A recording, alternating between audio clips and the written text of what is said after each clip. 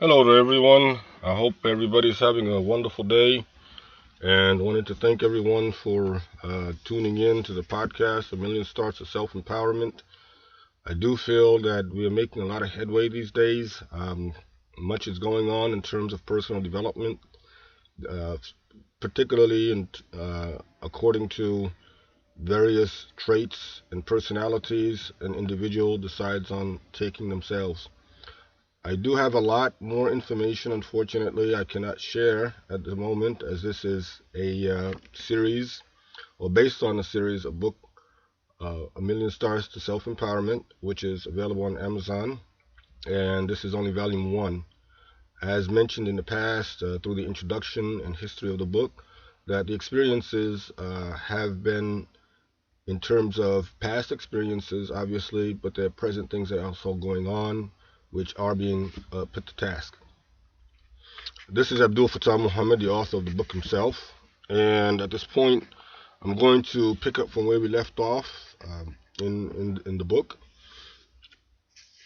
Finally, I realized there were no restrictions in terms of a timeline in creating the clientele basis for the long term. So there were no timelines. The timeline was unlimited or it was unrestricted. It was not like a project, that's going to start and end at a certain time, but it was to be started whenever and was ongoing. There was no stop to it. If I could constantly represent the organization in each community gathering and business settings, and again, if you're a little bit new to the podcast, you can always look under consistency. This is practically going to be the fourth paragraph under consistency, which is in the first chapter. It is the very first trait mentioned as far as getting things going. Now, I want to say that this is having to do with starting of a business, starting of a clientele basis. I want to talk freely on this instead of reading from the book because I can speak better from my personal experiences. Of course, that's exactly what's in the book. However, it's more natural when I say it, instead of reading it. I want to remind everyone the importance of being consistent, and that's what this falls under. However, I also want to stress the fact that building a business, it takes a lot of gathering of information. You want to, constantly be researching what it is that you're going to be producing or the product you're going to be presenting to the market. You want to know what market you're taking it to.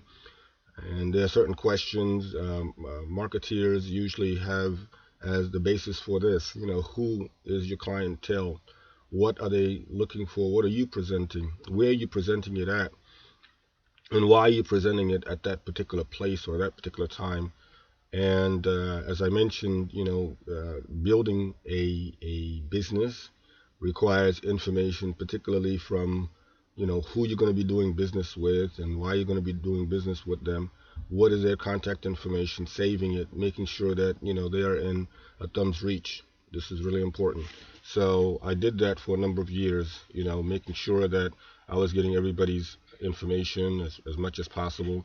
And every time, there were certain functions that Hasna, the organization at the time, would be presenting or that they would be hosting, I would invite everybody, and this is something which people generally like to see a crowd. Like when they come in, I myself can do without a large crowd. However, newcomers or people who are very very passionate about having a large volume of people being involved, they want to see the bigger the crowds. And I wanted to mention also that going forward, in terms of consistency, that there's no limit to it. I do say on the following page, consistency brings the feeling that something is taking place on a continued basis. That's right. That's why busy is good. Everybody, that's a common phrase or a common saying. As long as you stay busy, you're doing good.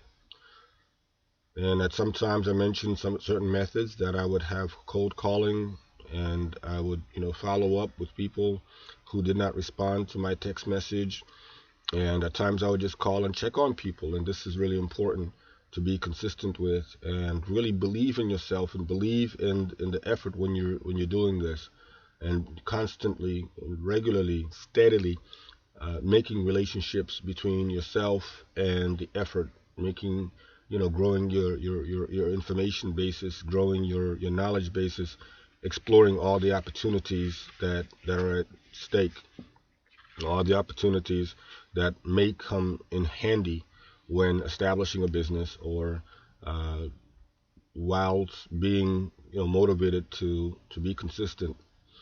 um, when we look at going to school, or we look at the work that we are doing, what motivates us to be consistent is the fact that there are certain incentives, there are certain opportunities. Maybe there's a promotion involved. Maybe there's a bonus for, coming on time, or a bonus for producing the amount of productivity or production that you're doing. Maybe there's a bonus for that, and so forth and so on. Therefore, being consistent, it really does pay off at the end, when one is growing their business, or when one is exploring their education.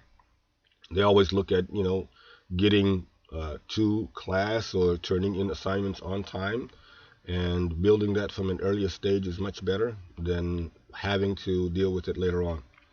I'm going to move on, because another that was the first habit I mentioned, but another habit would be having a positive outlook on things, no matter how bad they may seem. During my lifetime, I did have several near-death experiences. The first three involved drowning. I also got shot in the abdomen and was in the hospital for over a month. And in every situation, I can say that having a positive outlook helped me through. Being positive was the first and last thought, and that ran through my mind. And because of that, I kept a positive outlook on every situation the entire time. I do mention in the book about, the aftermath of the gunshot. I don't really talk about the situation or the circumstances that led to the gunshot. We'll have to look forward to, some volumes down the line, maybe in my autobiography itself. This is because of, what got me through the gunshot itself is really what I'm focusing on, and it will really, star thoughts and star ideas that were going through my mind and that I felt at heart. And this is what, I'm talking about, being positive. Like, I got shot in the abdomen, I got shot in the stomach. I was not shot in the head, which, would have caused me not to be able to drive at all. I'm assuming very much so, especially if it was in the eye or in the face somewhere. That's practically a very, very uh, uh, focal point of being shot in the chest. I'm thinking, I don't know for sure. I'm not a doctor to give assessments on, but I do know that, the Almighty was looking over me. And, I did repeat, the words that are in the book. I did say that, and I moved on as much as I possibly could. And by having a positive outlook, again, where I was shot at, and the fact that, I was using certain thoughts, positive thoughts about, making it because other people make it. You have to be that way, no matter how bad of a situation you're in, or how bad of a situation I've been in. I've always managed to think about it being worse. Had it been worse, then I would not be where I am today. And I'm in this situation right now because of the fact that it's not as bad of a situation, as one that would actually bring me down, one that would, cause me to be paralyzed, or one that would, cause me not to be able to make movement, one that would cause me not to be able to get out of bed, and so forth and so on. Therefore, this is all part of having a positive outlook at the situation that you're in, because a lot of times, when you start to look at the situation that you're in a positive way, that there are certain things that are positive about it, no matter how bad it is, then it starts to get better. Another thing is, when we're in a bad situation, we probably don't want to think, well, I don't want to think about people, who are doing much better than I am at that point in time, and why they have what it is that they have and I don't. I don't like to think about that because a lot of times, looks are deceiving. What we think they may have, they may not really have it. We don't really know. So I don't really know. Another thing is what I have, they don't have. So I have to be thankful and grateful for what it is that I have, and be thankful and grateful for what it is that I don't have. That's being positive about what it is that I have and what it is that I don't have. But the incident, as far as the aftermath of the gunshot, is discussed here in the book, and it goes on to explain, how I made it to a driveway of someone who was on the telephone, and they were able to call an ambulance because my phone was dead at the time, and how that really helped out. Having another incident which brings to mind being positive is, of course, the drowning and the drowning situations. I mean, those were pretty devastating cases too. I almost drowned. A couple of times I really did, lose consciousness. Well, one time particularly I lost complete consciousness, and by the time I woke up, I was, being uh, given mouth to mouth at that time, and I was much younger, of course, back then. One thing I want to say is, these near-death experiences, they really do come in handy when we want to talk about our strengths. People, tend to let them get the worst of us, but if we, overlook, the hardest part of them, or we, look at them with an eye of awakening, like, I really did get through that. That was really tough. Yeah, that's true, but I really did get through that. It kind of reminds us, of the fact that we can practically get through just about anything in life. If we came to, that near death, or that near close to the end of our lives, and we still managed to get through it, guess what? We're alive now, we're kicking, we're healthy, and we're able to do a whole lot more. This is what empowerment is about.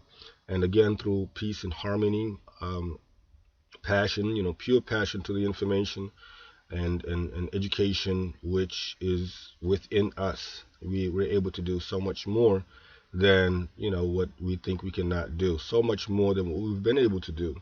So we just have to give ourselves, that attention to detail. We have to give our lives that, that gratitude for having them, and look at increasing our value, look at increasing the resources that we have within us, and not counting on someone else to do our jobs for us, no matter who it is. I want to again direct everybody to the YouTube channel, A Million Stars to Self Empowerment.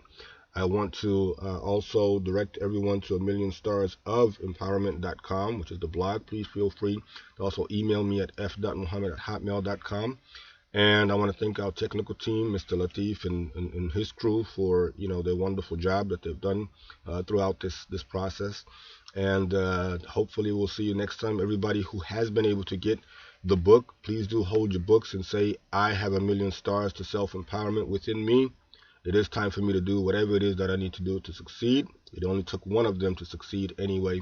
And again, everybody, thank you for tuning in. God bless.